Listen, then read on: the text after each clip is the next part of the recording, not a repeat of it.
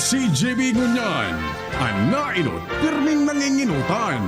Always number one. Always number one. DCGB 729 kHz. Enot sa Bareta.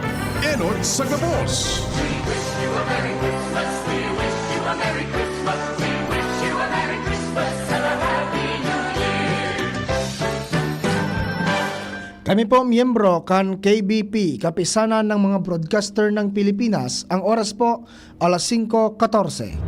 Alas 5 ng hapon, oras na para aramon ng mga maiinit na bareta kanaldaw na maruluwas sa aga sa mga periodiko, radyo asin telebisyon. Enot na madadangog ngunyan sa DZGB Bareta alas 5. Mga bareta ngunyan para sa aga. Enot na tinipon sa DZGB Newsbase. DZGB Bareta alas 5. Kaiba ang field reports kan Mega Force Patrol. Halin sa iba-ibang parte kanalbay asin kabikolan. Ngunyan, uya ang sa idong tagapagbareta.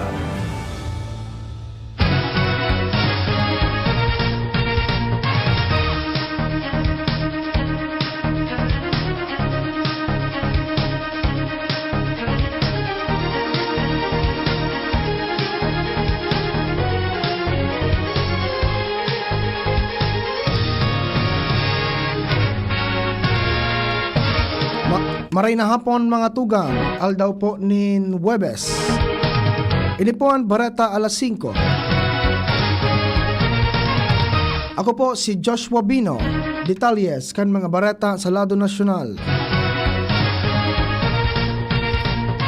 I-distribuir na ang 3.7 billion pesos na Christmas cash gifts sa mga kwalipikadong pensyonado poon ngonya na Disyembre 5, 2024 sigun sa anunsyo kan Government Service Insurance System o GSIS.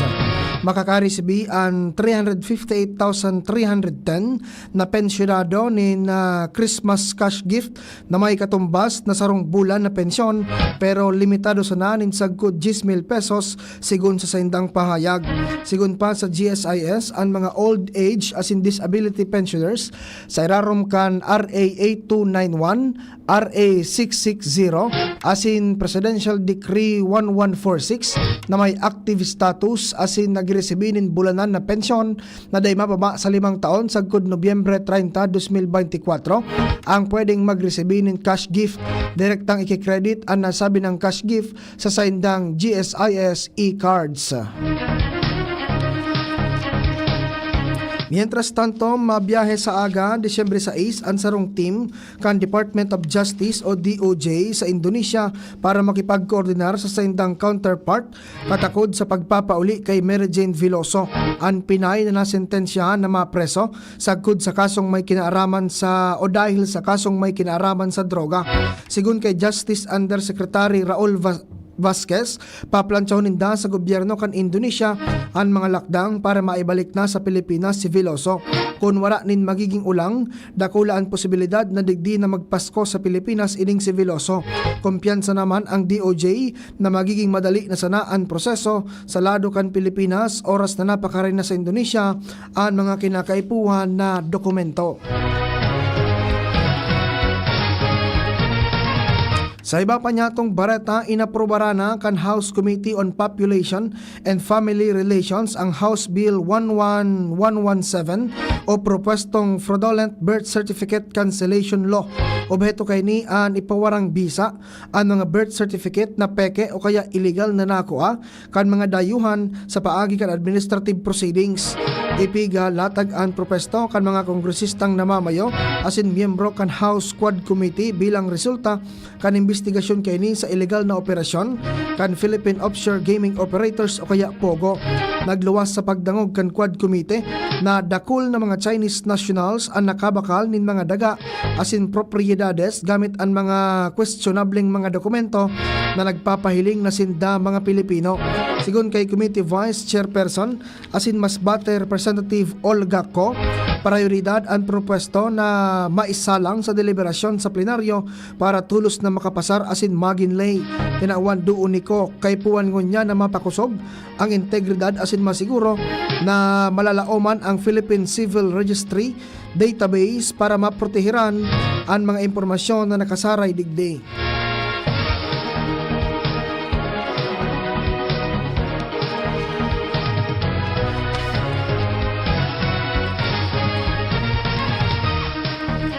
Nagpapasalamat ang Office of the Vice President sa gabos na nagtabang, nagsuporta asin nagpahiling nin pakikisumaro sa sandang pigaagihan na crisis. Pigmitbid kay ni ang mga doktor asin healthcare personnel sa pagsiguro kan salud kan mga obrero kan OVP na nangangaipuan nin tabang medikal asin ang mga abogado na nagbantay para sa legal na tabang. Pigmitbid man kay ni sinda Senador Ronald Bato de la Rosa, Senador Bongo asin Amy Marcos sa sandang pag-alalay. Siring man sa media sa padagos na pagpapaluwas ng impormasyon may kinaraman sa kamugtakan kan nasyon sa paglaban sa kawaranin hustisya.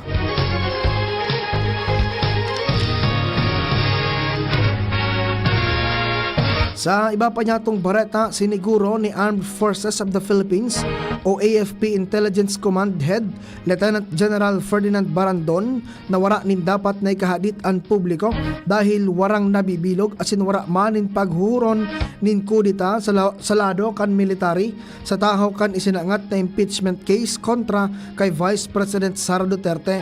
Ginibo ni Barandon ang pahayag sa iyang paghampang sa Commission on Appointments o CA para sa promotion sa iya asin iba pang military officers. Sa pagdangog kan CA committee, nahapot ni Congressman Mars V. Marino kung may dapat na ikatakot in kaso may impeachment cases sa ikaduwang pinakahalangkaw na opisyal ka nasyon. Simbag ni Barandon, professional asin mission-oriented ang mga miyembro kan AFP. Masunod sinda sa chain of command.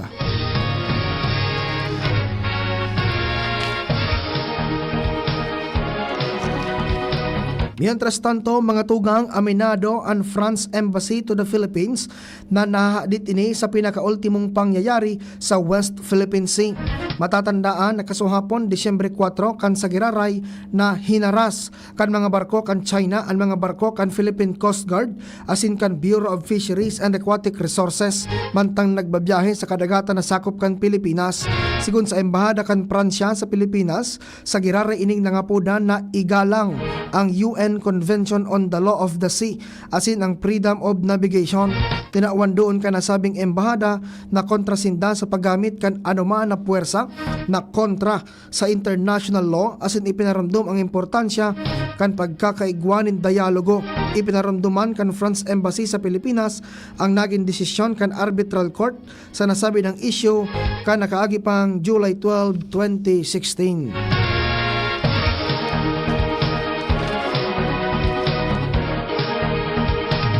Mientras tanto, mga tugang, nagdepensa ang embahada kan Russia sa Pilipinas matapos manotaran ang saindang submarine sa kadagatan na sakop kan nasyon. Sa pahayag kan Russia Embassy na dainin pagpigbalgar na international law ang mga ginibong pag-agi kan submarine sa West Philippine Sea as an exclusive economic zone kan nasyon. Nakapalaman sa 1982 UN Convention on the Law of the Sea o kaya UNCLOS sa exclusive economic zone nagabus na mga lunadang pandagat pati submarine pwedeng magkaigwanin freedom of navigation. Siring kan mga lunadang pandagat nan sa indang submarine igwanin diretsos sa innocent passage. Matatandaan, ikinahadit kan mga opisyal kan nasyon pati na ni Presidente Ferdinand Marcos ang pag-agi kan submarine kan Russia.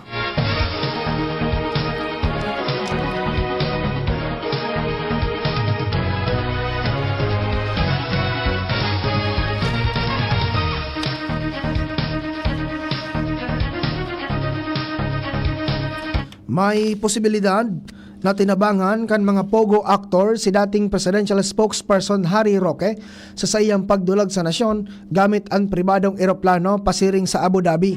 Ini ang pagtubod ni Senador Risa Hontiveros kasabay kan pangapudan sa Bureau of Immigration o BI na midbidon ang mga personalidad na nasa likod kan posibleng pagdulag ni Roque. Nakumpirmar kan mga otoridad na naghali din Pilipinas si Roque matapos magsumitir din sa wrong counter affidavit na pigpanotaryo sa Abu Dhabi, United Arab Emirates. Sinabi ni Hontiveros na pag mga ordinaryong Pilipino ang nagduluwas ni nasyon, paadipisilan sa immigration. Pero pag mga pugante, garong madalion sa nang makalusot. Sinabi pa kan senador na opisyal nang ipinagbawal sa nasyon ang pogo kung kaya dapat wala ng anuman na impluensya ang mga taga-pogo sa satuyang mga institusyon lalo na sa immigration.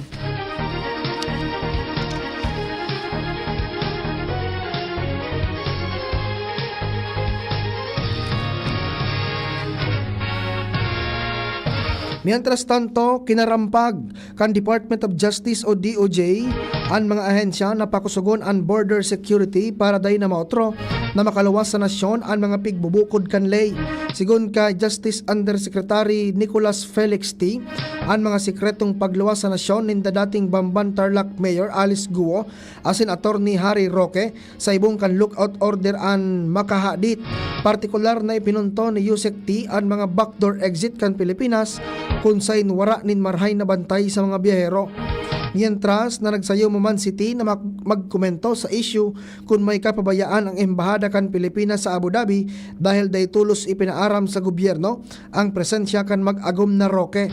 Kan Martes, sinabi ni Roque na nagpasiring siya sa Philippine Embassy sa Abu Dhabi kan Nobyembre 29 para magpanotaryo kan sa iyang counter affidavit sa kasong qualified human trafficking.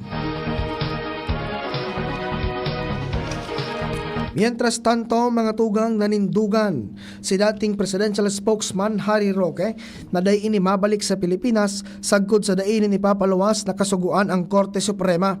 Sinabi niya na day manin anumang hold departure order o kaso kaya may diretsos ining bumiyahe. Kung day makapagpaluwas ang Korte Suprema nin kasuguan, hahalato na sana niya na matapos ang termino kan mga kongresista.